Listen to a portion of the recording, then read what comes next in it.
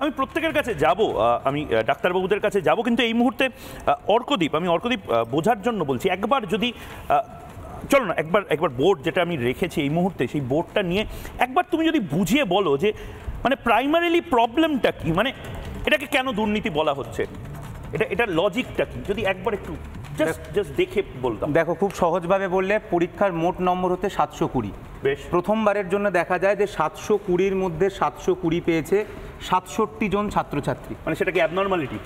এতদিনে 1 জন 2 জন কিংবা 3 জন পেয়েছিল, হঠাৎ করে এক লাফে এবার সেটা 67 জন পায়। দ্বিতীয়, প্রথমবারের জন্য দেখা যায় 718 বা 719 নম্বর পাওয়া গেছে, যেটা রেজাল্টের দিন জানা গেছিল।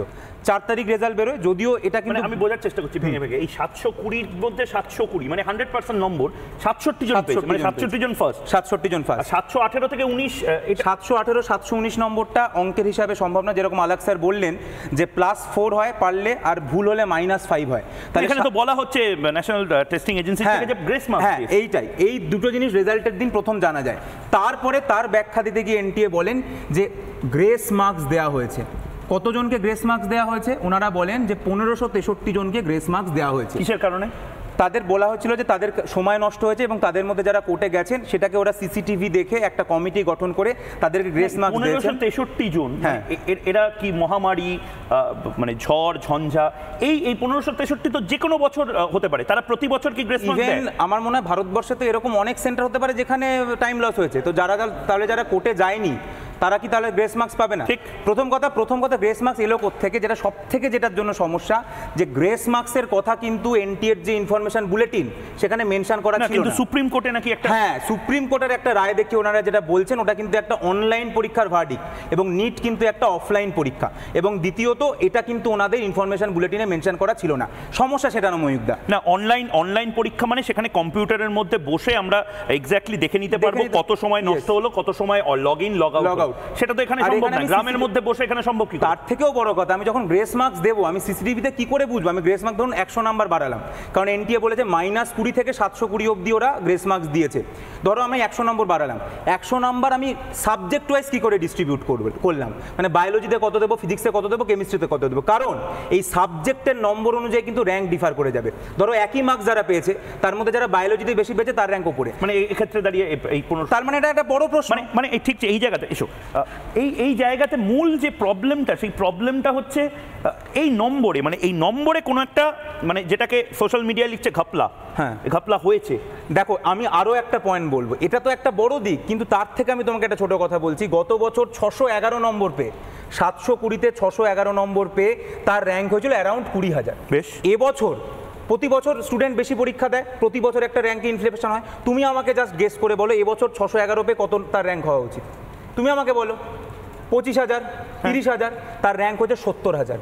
অর্থাৎ এক বছরে 20,000 র্যাঙ্কটা হয়ে গেছে 70,000 র্যাঙ্ক। মানে আমি বলছি যে এক বছরের মধ্যে নিশ্চয়ই প্রচুর পড়াশোনা কিছু সংখ্যক ছেলেমেয়ে করে নিয়েছে, এবং সেটা 10 গুণ বেশি পড়াশোনা। দেখো, এটা দুটোই হতে পারে, এক হঠাৎ করে সবাই এক বছরের মধ্যে ভালো হয়ে গেছে, অথবা দুই বড় সড়ো গড়বড় হচ্ছে। তাই শুধু গ্রেস মার্কসটা ইস্যু নয়, এতটা র্যাঙ্ক ইনফ্লেশন কি করে হয়, যেখানে 611 পেয়ে আগের বছর 20,000 র্যাঙ্ক থেকে এবছর 611-তে 70,000 র্যাঙ্ক হয়ে যায়।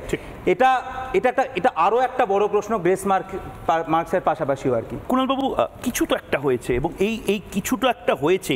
আমরা যখন বিশ্বাস করুন, যখন নিয়োগ দুর্নীতি নিয়ে আমরা প্রথম শো করেছিলাম এই জবাব চায় বাংলাতেও বসে, আমরা লাগাতার প্রশ্ন করে যাচ্ছিলাম, তখনও সিবিআই তদন্ত হয়নি, তখনও ইডি তদন্ত হয়নি, যে কিছু তো একটা সমস্যা রয়েছে যার জন্য এত, মানে এই ছেলেমেয়েগুলো, পার্ডন মাই ওয়ার্ডস, কিন্তু এরা পাগল নয়, এরা মাথা খারাপ হয়ে যায়নি যে এরা পড়াশোনা ছেড়ে বা একেবারে এই গরমের মধ্যে এসি ছেড়ে তারা রাস্তায় বসে বয়ে আন্দোলন করবে।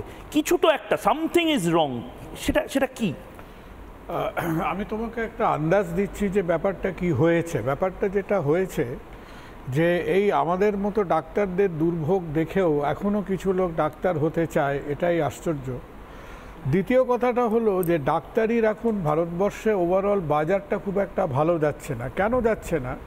কারণ আমরা 2024-এ দাঁড়িয়ে যারা আমাদের এই বাণিজ্যিক অর্থনীতি ইন মেডিসিনটা স্টাডি করে, তারা জানে যে যেখানে আমাদের 1000 মানুষ প্রতি একটা ডাক্তার প্রয়োজন ছিল ফর আ ব্যালেন্স প্রেজেন্টেশন, আমরা যে গত 30 বছরে একেবারে পপকর্ন তৈরি করার মতো ডাক্তার তৈরি করছি, এই পপকর্ন মেশিনে ডাক্তার তৈরি করে আমাদের অসুবিধে হলো আজকে আমরা প্রায় 800 লোক প্রতি একটা ডাক্তারে দাঁড়িয়েছি।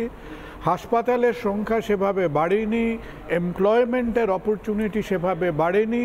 তার মানে এই ডাক্তারি অ্যাডমিশন যে একদিকে যে একটা পারসেপশন, একটা যে মনের মধ্যে একটা ছবি যেটাকে কেন্দ্র করে অ্যাডমিশন একটা হিউজ মেডিকেল অ্যাডমিশন ইন্ডাস্ট্রি ঘোরাফেরা করে, সেই মেডিকেল অ্যাডমিনিস্ট্রেশন ইন্ডাস্ট্রি এইটুকু বুঝতে পারছে যে তার এই পয়সা পিটোপিটি করার সময়টা একটু সীমিত হয়ে আসছে।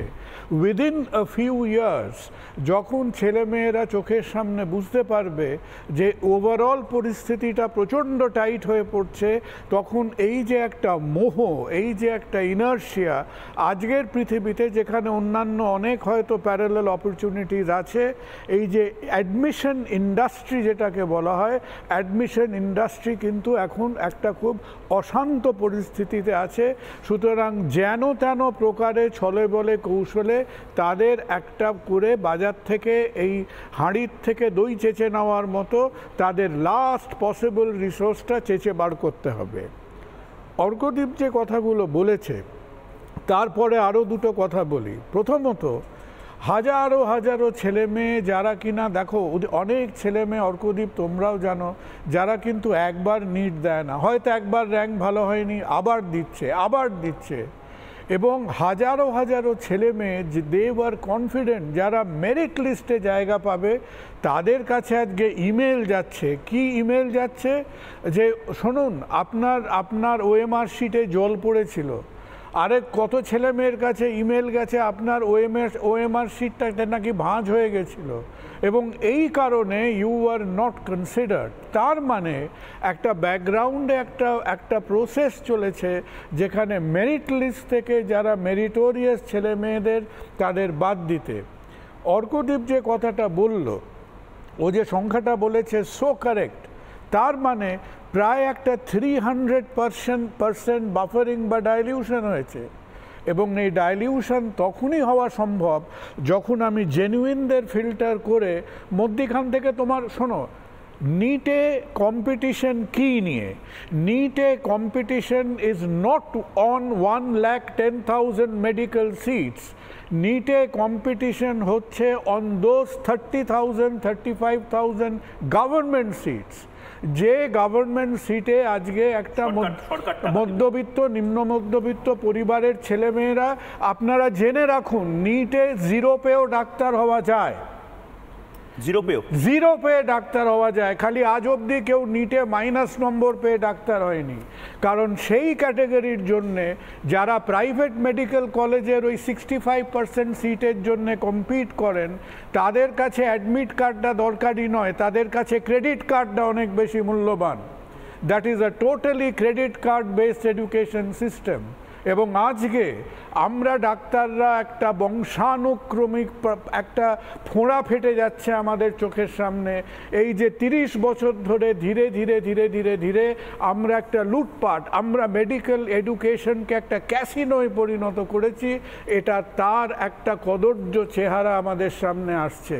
আর তারই সঙ্গে বলি, একটা প্যারালাল ইন্ডাস্ট্রি কালকে থেকে একেবারে 2 হাতে রোজগার করছে।